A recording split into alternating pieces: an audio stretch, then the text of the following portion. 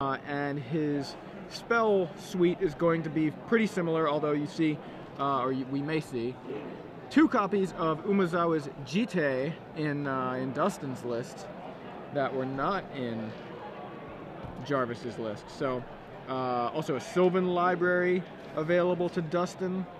No, we know who's who there. We're just having some small problems with the monitor getting the right one up. Todd Anderson on the right, Sneak and Show. Dustin Allen, Shardless Bug. Yeah, still kind of the same concept. You want to cast Shardless Agent and hit any number of spells. Ancestral Vision is kind of like the lottery, but you know, you could hit a Hymn to Turok, you could hit a Thoughtseize, you could hit an Abrupt Decay, you could hit a Maelstrom Pulse, the old Cascade into Maelstrom Pulse from Standard a few years ago. So Brainstorm, Ponder, lots of options here. Okay. How do you think? How do you think this matchup goes for Dustin? Honestly, I think Dustin, he has a little bit of hand disruption, 2 Thoughtseize. He's got 3 Hymn to Turok. That'll help a little bit. No counter magic. I think Todd Anderson is gonna roll over Dustin unless Dustin gets an incredibly discard-heavy hand. Yeah, you mentioned the 3 hymns, the 2 Thoughtseize, no Inquisition of Kozilek in Dustin's list, so and I don't see any duress. He has an additional hymn and an additional Thoughtseize in the board, as well as an Extirpate, which you know, if he can somehow get Todd to put one of the elements of his combo into the graveyard with something like a Thoughtseize or a Hymn to Turok, then an Extirpate may matter, but that's of course post-board. We're pre-board at the moment, and we're all lands so far. Dustin Allen, turn 2 gets a land. Todd Anderson fetched right away and passed. Kind of interesting, fetching right away like that. It's almost the kind of thing you'd expect to see doing to stop a Stifle from hitting you, but Dustin did have open mana, so just an interesting choice. Todd Anderson now, Hymn to Turok hitting him, perhaps, is a Spell Pierce in hand that he can use to stop that with. There you go, the Spell Pierce. Dustin Allen, remember, with no counter magic, so everything that Todd Anderson might want to do will happen. His only way of interacting with Todd Anderson's combo is going to be that discard we were talking about earlier. He's got to get it to resolve first. You see Dustin's hand includes 2 copies of Jace the Mind Sculptor and a Shardless Agent, and that may be it at the moment. Yeah, I think that's all. Todd. Show. Well, I'm going to cast Show and Tell. Well, you know, Dustin's got a good permanent over there. Yeah, except Jace the Mind Sculptor I don't believe works with Show and Tell. Yeah, you're right. So unless you were referring to creature, yeah, Shardless Agent. He could have put the Shardless Agent in for free, but he declined to do it. I don't know why. Actually, wait, I do, because Cascade is what you really want. Something lucky. And looking at his cards, there are no lucky cards he could get to get out of this. Don't know what he could possibly get. So Shardless Agent, Cascade, they're already cracking up over there. And free information for Todd Anderson.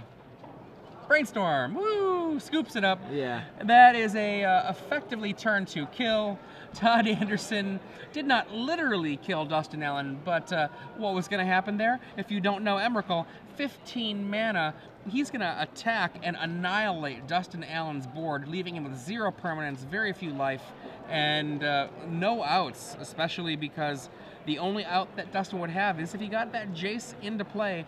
The Emrakul has protection from colored spells if Jace is in play. The -1 ability is not a spell, it's a it's an fact. ability. It's an ability, yeah. But you have to actually get that Jace out first. Yeah, hopefully Todd didn't have any actual plans to literally kill Dustin Allen, as you suggested. But he did want to attack him with Emrakul, and Dustin denied him that pleasure. It was something that he could at least get out of it. No, I'm not letting you attack me with Emrakul. I'm scooping. You can't fire me. I quit. Todd Anderson's sideboard. Ley lines of many kinds. 4 Sanctity, 4 Void. Then he's got some Echoing Truths, some Red Elemental Plasts, and Through the Breach, a kind of way to one-shot sneak something into play. I think that we're going to see Leyline of Sanctity come in for Todd Anderson. Dustin Allen's deck has a lot of discard, and if Todd Anderson drops a turn 1 Leyline, that can just shut down Dustin Allen's entire way to interact with this combo. On the other side, Dustin, as I kind of mentioned beforehand, he's got an additional Thoughtseize, an additional Hymn to Turok, 1 extirpate if he gets lucky and something actually goes to the graveyard, and he can maybe just say extirpate the Show and Tell or extirpate the sneak attacks, or both if he could. But that feels like grasping at straws a bit. He does have 3 copies of Liliana of the Veil, so a Liliana causing Todd to sacrifice a creature would actually matter. I mean, I suspect we're going to see him and Thoughtseize definitely come in, and Pithing Needle is not a terrible preemptive stop on Gristlebrand's, -7 life ability. Also sneak attack. Yeah, sneak attack as well.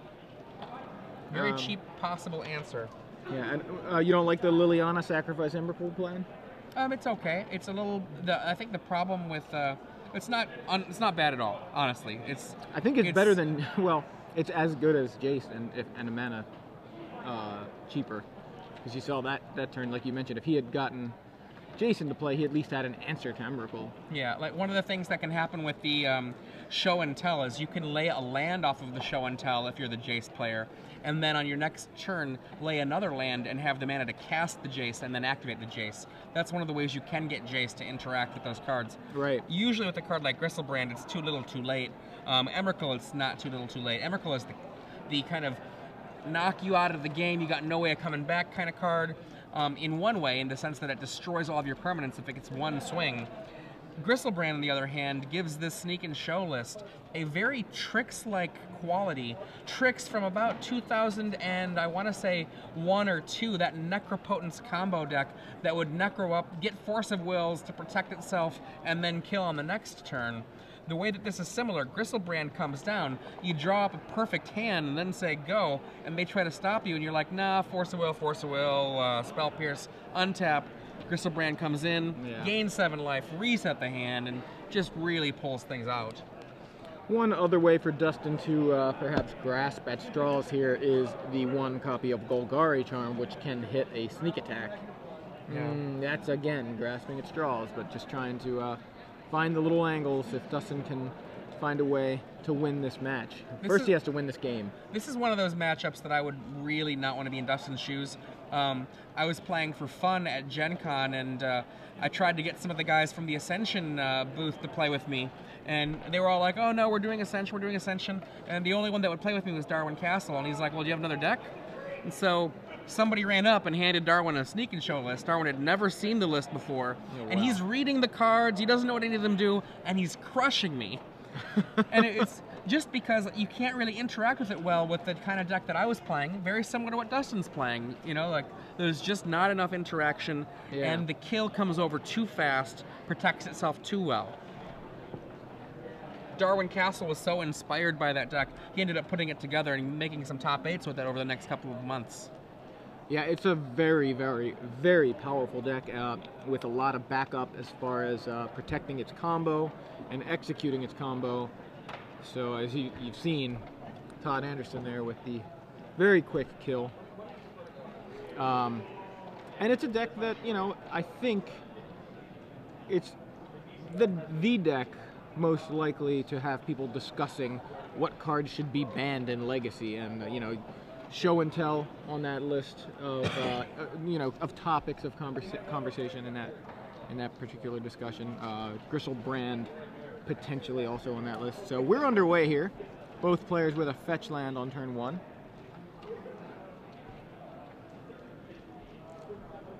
Bayou for Dustin. He's going to crack his fetch immediately. If he can get off the Hymn to Turok that he had on turn 2 last game, that would be nice. He does find a second source of black, form of an Underground Sea. That hand was kind of crazy. It looked like he had like triple Lotus Petal, Todd Anderson. Yeah, he did. I think he had double Lotus Petal. Yeah, it looked like double Lotus Petal, Emrakul, Show and Tell, Gristlebrand.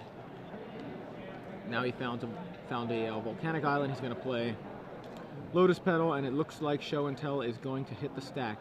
Dustin did have a play on turn 2. It was a Tarmogoyf, not looking very impressive and about to be hugely outclassed. by Todd Anderson's. Did you say it was an Emrakul or a Gristlebrand that Both. Todd had? Oh, jeez. He's got both. Second Lotus Petal, sack, show and tell. I've got a choice. He's going to probably put out. Gosh, I would put Gristlebrand into play here just to try to put the lights out. But there are reasonable reasons to put Emrakul into play. He goes with Gristlebrand. He has a Leyline of Sanctity there. Yeah. And there you see Gristlebrand.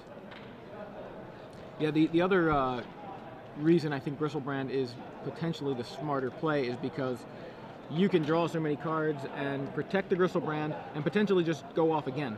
And you know, next turn he may end up just playing Show and Tell again if he drew into one. He doesn't appear to have yet, but he could just more likely to Show and Tell again and get the Emrakul into play. He's going to discard here and discards Leyline and I think a Scalding Tarn or Yeah, that's what it looks like. And Dustin Allen here can lay a Jace.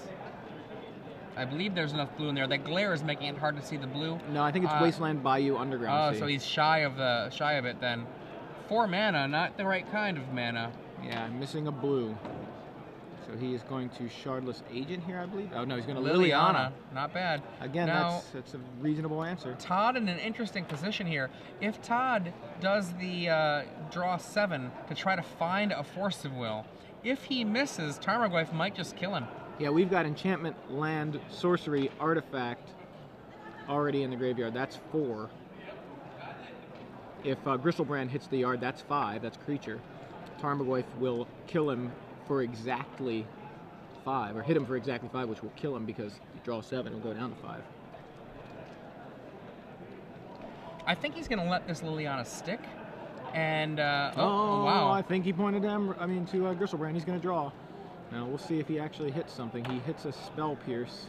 The Spell Pierce should be sufficient. Yeah, we know Dustin doesn't. No counterspells from Dustin. Cracks for blue. Spell Pierce that. No Liliana for you.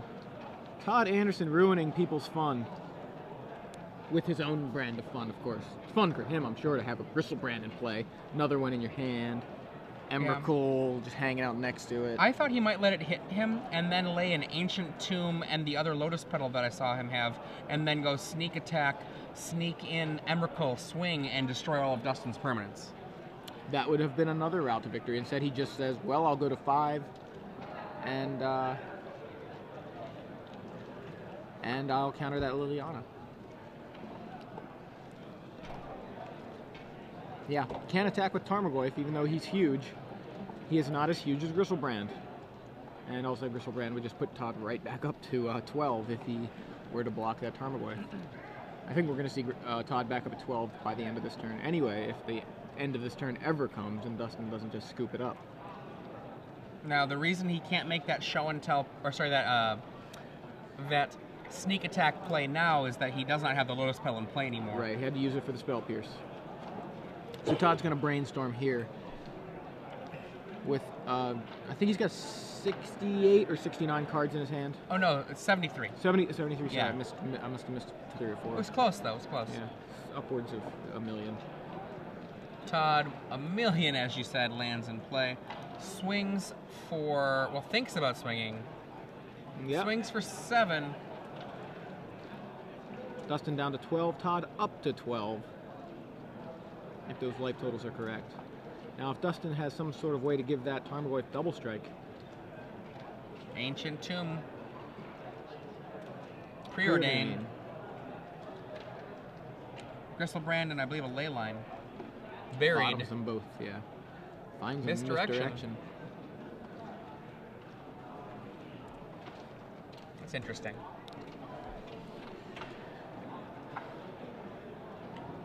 I feel like Dustin is a dead man walking here. It's not completely over. Todd does not have a lot of ways to interact with Dustin right now for this moment. And as a result, he can't actually afford to pay 7 life. Emrakul, discarded by Todd. And Shuffle, that'll shuffle, shrink shuffle. the Tarmogoyf. I think that was what Boom. Todd was trying to do there. Tarmogoyf suddenly drops to 2/3 from a 6/7. Planeswalker land, the only permanent types in the graveyard right now. So Todd is fairly safe from that Tarmogoyf, even if it hits him. and we're gonna see what we can do. Dustin finds a Thoughtseize several turns too late. I mean, that can make the Tarmogoyf grow a little bit, but it's not a very exciting play.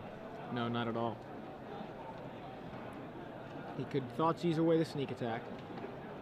I believe there may be 2 sneak attacks though. There's a misdirection in Todd's hand, which he can use to have Dustin Thoughtseize himself. First, we see 2 mana tapped. There's nothing in Dustin's hand that costs 2, so he looks like he's going to cast a Shardless Agent. Todd Anderson waits for the Cascade. Cascade is a Brainstorm. Brainstorm resolves. No lands there on that Cascade into Brainstorm.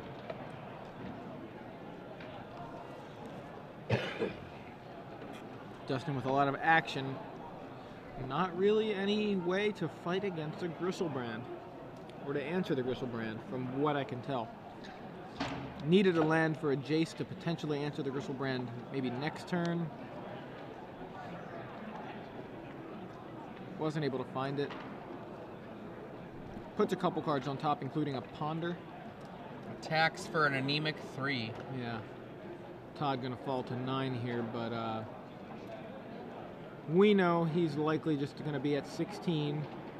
Such a devastating feeling when you're in this Gristlebrand position in Legacy. You keep getting buried beyond cards that it's just so many cards. Yeah. City of Traders, 1, 2, 3, 4, 5 mana. Taken 2 for the Ancient Tomb. And there Sneak is attack. the Sneak Attack.